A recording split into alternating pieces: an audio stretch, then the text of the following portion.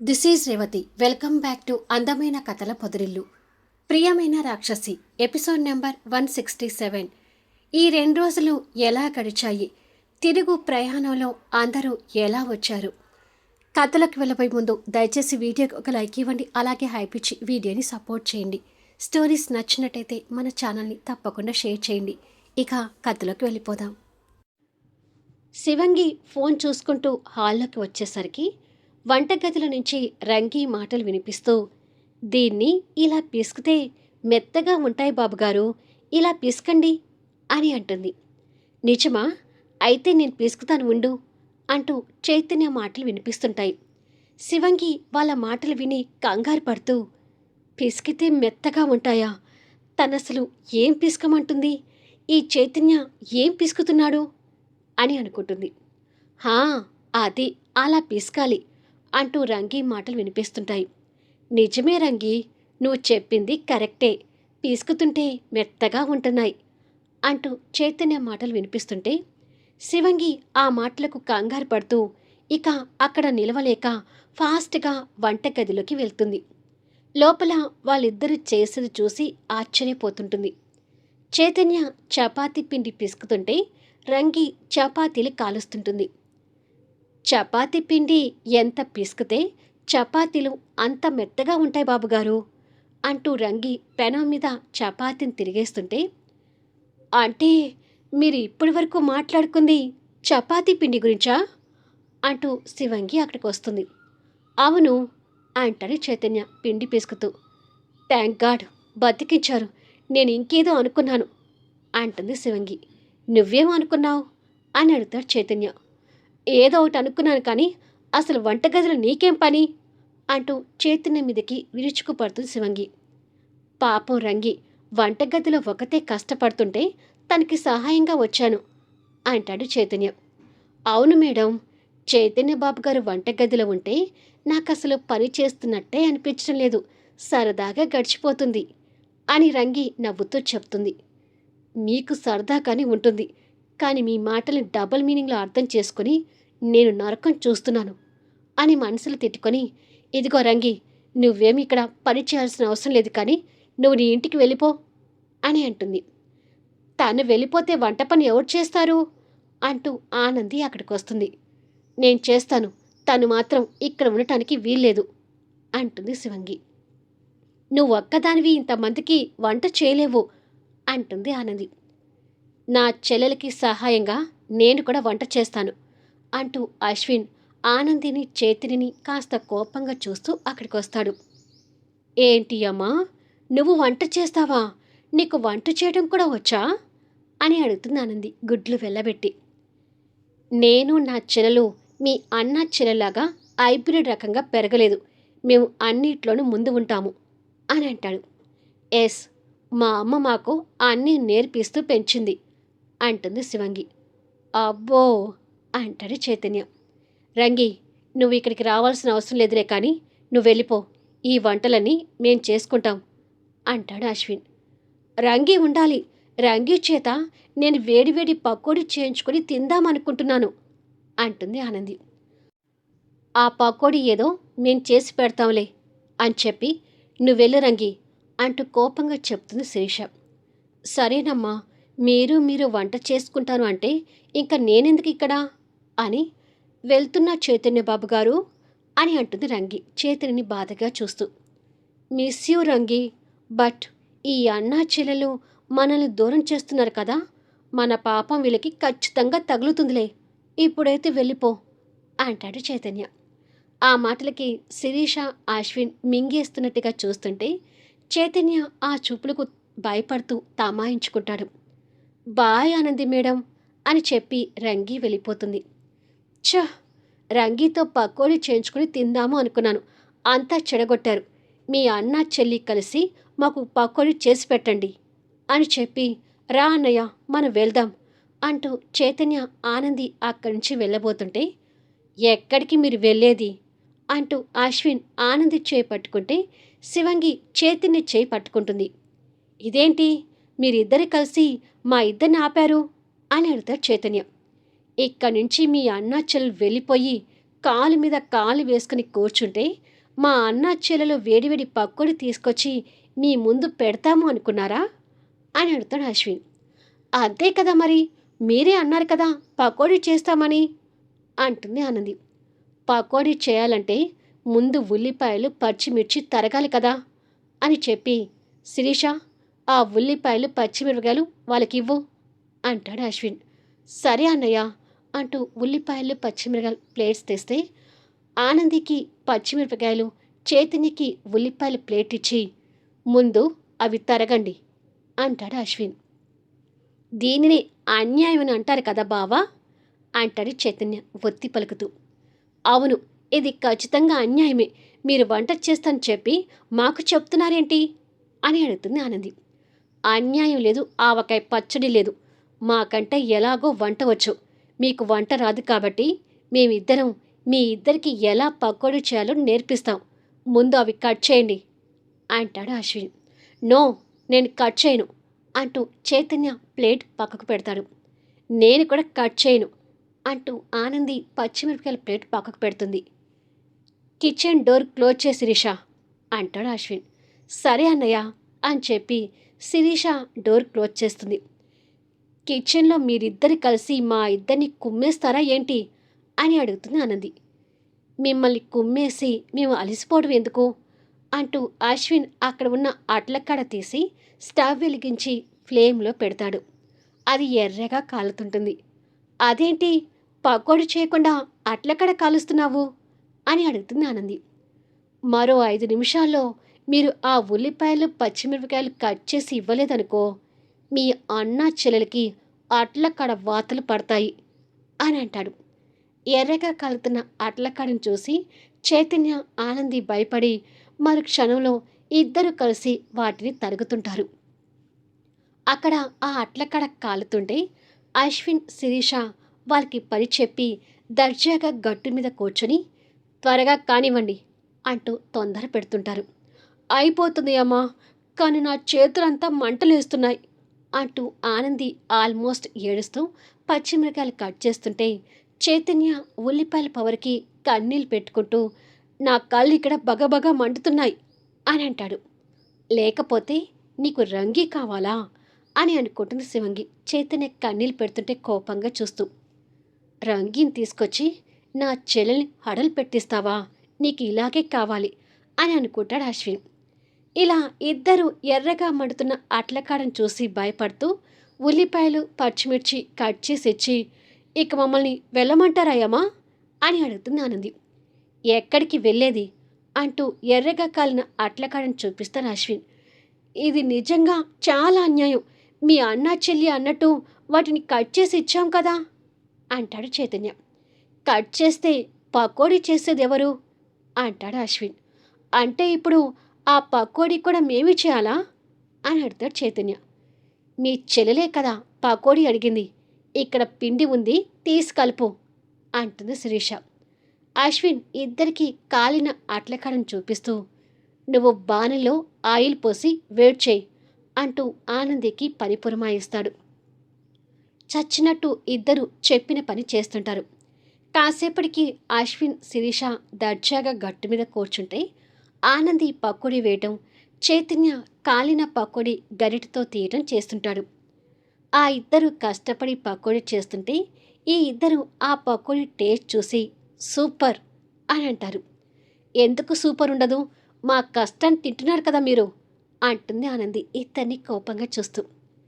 మీ కష్టాన్ని తింటున్నావు కాబట్టే సూపర్గా ఉంది అంటుంది శివంగి. ఈ అన్నా చెల్లెలు మనిద్దరిని ఏడిపించుకోవడానికి పుట్టారట్టుంది అంటూ చైతన్య తిడుతూ కాలిన పకోడీ తీస్తుంటాడు. మీరు ఎన్ని తిట్లు అయినా తిట్టుకోండి, నాకైతే వేడి వేడి పకోడీ దొరికింది అని. అన్నయ్య, నేను వెళ్ళి అమ్మకి బామ్మకి ముత్యాలకి పకోడీ ఇచ్చేసి వస్తాను అని చెప్పి 3 ప్లేట్స్లో పకోడీ పెట్టుకొని శిరీష వెళ్ళిపోతుంది. వాళ్ళ ముగ్గురితో పాటు మావయ్యకి కూడా తీసుకెళ్ళొచ్చు కదా అంటుంది ఆనంది. అశ్విన్ పకోడీ తినబోతూ ఆనంది మాటతో అమర్కి పకోడీ అంటే ఇష్టమని గుర్తొచ్చి అమర్ కోసం ప్లేట్లో పకోడీ పెట్టుకొని వెళ్ళిపోతుంటాడు. శివంగి తీసుకువెళ్ళిన పకోడీలు నందిత బామ్మగారు ముత్యాలు తిని బాగున్నాయి అని అంటుంటారు. అశ్విన్ ఆ మాటలు వింటూ పకోడీ ప్లేట్ పట్టుకొని తండ్రి రూము వైపు వెళ్తుంటే నందిత వెళ్తున్న అశ్విన్ వైపు చూస్తుంటుంది. అశ్విన్ ప్లేట్తో తండ్రి రూములోకి వెళ్ళేసరికి అమర్ విండో దగ్గర నిలబడి శూన్యంలోకి చూస్తూ నిలబడి ఉంటాడు. తండ్రిని ఎలా పిలవాలో అశ్విన్కి అర్థం కాక గొంతు సవరించుకుంటాడు. ఆ శబ్దంతో అమర్ వెనక్కి తిరిగి చూస్తాడు. పకోడీ ప్లేట్తో కనిపిస్తున్న కొడుకుని ఆశ్చర్యంగా చూస్తుంటే అశ్విన్ చేతి వాచ్ టైం చూసుకొని పకోడీ ప్లేట్ పక్కకు పెట్టి ట్యాబ్లెట్స్ వేసుకునే టైం అయింది అంటూ ఆ పక్కన ఉన్న ట్యాబ్లెట్స్ అందుకొని వాటిని ఓపెన్ చేస్తుంటాడు.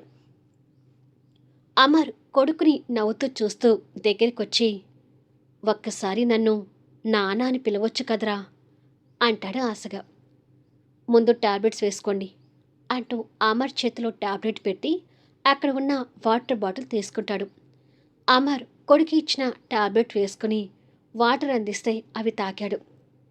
మీ అల్లుడు కోడలు కలిసి పకోడీ చేశారు, చాలా బాగున్నాయి, తీసుకోండి అంటూ పకోడీ ప్లేట్ అమర్కి అందించాడు. వాళ్ళిద్దరూ పకోడీ చేయటం ఏంటి అని అడుగుతాడు కాస్త ఆశ్చర్యపోతూ. వాళ్ళిద్దరేమీ మామూలుగా చేయలేదులే, చేయమని బెదిరిస్తే చేశారు అని అంటాడు. అమర్ ఆ మాటలు విని నవ్వి పకోడీ నోట్లో పెట్టుకొని టేస్ట్ చేసి నిజంగానే బాగున్నాయి అని అంటాడు. ఒంటరిగా నిలబడి ఏం ఆలోచిస్తున్నారు, హాల్లోకి వచ్చి అందరితో కలిసి ఉండొచ్చు కదా అని అంటాడు. మనసు బాగలేదు, ఒంటరిగానే ఉండాలనిపిస్తుంది అని అంటాడు. మీరు నైట్ ఇంట్లో ఉండకుండా అసలు బయటికి ఎందుకు వెళ్ళారు అని అడుగుతాడు అశ్విన్. అది నిద్ర పట్టక వెళ్ళాను అని అంటాడు. నిజమే చెప్తున్నారా, లేకపోతే ఇంకా ఏదో ఉండి మా దగ్గర దాచిపెడుతున్నారా అని అడుగుతాడు అశ్విన్. ఆ మాటలకి అమర్ కాస్త తడబడుతూ దాచిపెట్టడానికి ఏముంది అని అంటాడు. మీరు మొదటి నుంచి కూడా నాకు అర్థం కావడం, మా మీద ప్రేమనురాగాలు ఉండి కూడా మమ్మల్ని ఎందుకు వదిలేస్తారో తెలియదు. మీరు చెప్పరు, కానీ ఇప్పుడు అమ్మ ప్రేమ కోసం అల్లాడిపోతున్నారు. ఎందుకు మీ చేతులారా మీ జీవితాన్ని నాశనం చేసుకుని ఇప్పుడు బాధపడుతున్నారు అని అడుగుతాడు. జరిగిపోయిన విషయాల గురించి వదిలే అశ్విన్, జరగబోయే విషయాల గురించి నీతో మాట్లాడాలి అనుకుంటున్నాను అని అంటాడు. జరగబోయే విషయాలా, ఏంటది అని అడుగుతాడు అశ్విన్. నీ చెల్లెల్ని భర్తకి అలా ఎన్నాళ్ళు దూరంగా ఉంచాలనుకుంటున్నావు అని అడుగుతాడు. అది వింటూ నందిత అక్కడికి వస్తుంది. నా చెల్లెల జీవితంతో మీరు మీ కోడలు మీ అల్లుడు కలిసి ఆడుకున్నారు, ఇప్పుడు ఏమీ తెలియనట్టు నన్ను అలా ప్రశ్నిస్తారేంటి అని అడుగుతాడు అశ్విన్.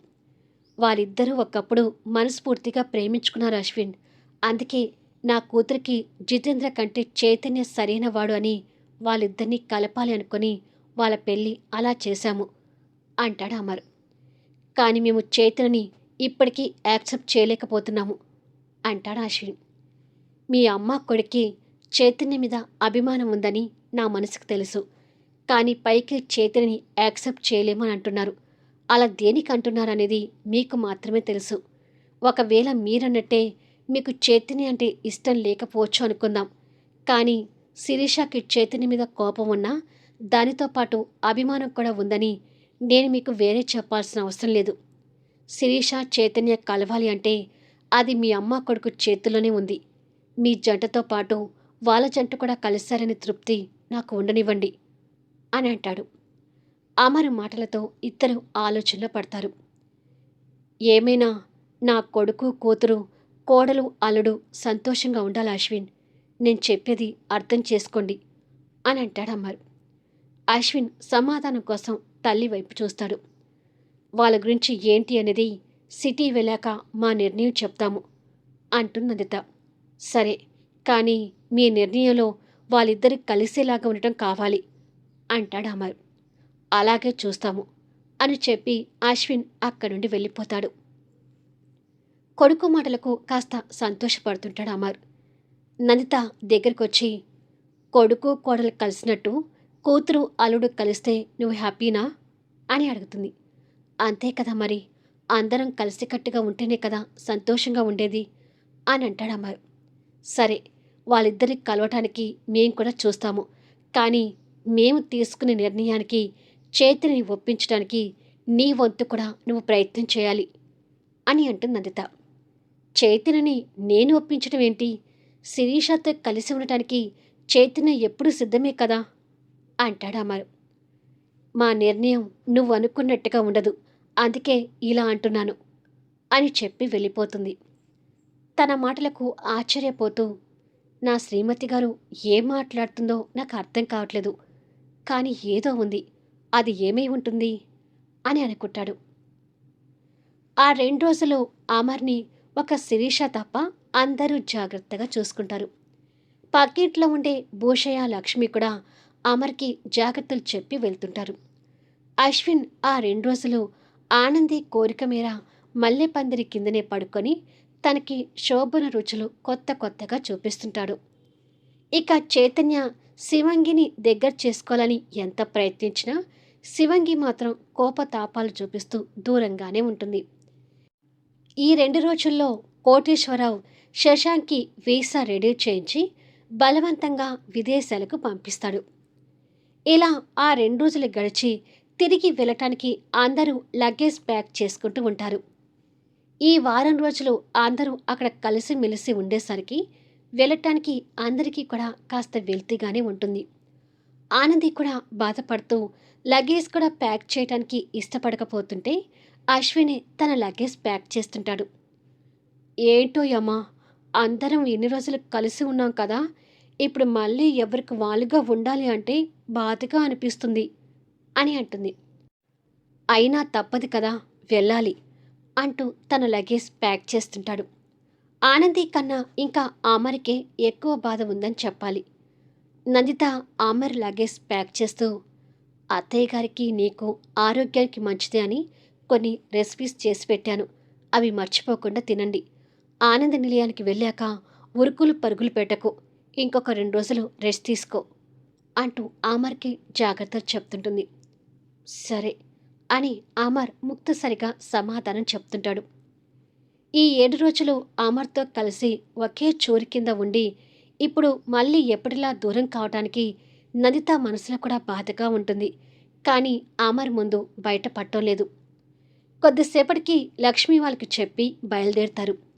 వెళ్ళేటప్పుడు అందరూ పాటలు పాడుతూ హుషారుగా వెళ్ళారు, కానీ అక్కడి నుంచి బయలుదేరేటప్పుడు మాత్రం ఎవరి ముఖాల్లోనూ హుషారు లేదు. అమర్కి డ్రైవింగ్ ఇవ్వొద్దని చెప్పి అశ్విన్ కాసేపు, చైతన్య కాసేపు కార్ డ్రైవ్ చేస్తుంటారు. ఇలా కొన్ని గంటలకి సిటీకి చేరుకొని నందిత వాళ్ళు ఉండే ఇంటి ముందు చైతన్య కార్ ఆపితే నందిత, అశ్విన్, ఆనంది, శిరీష కార్ దిగుతుంటారు.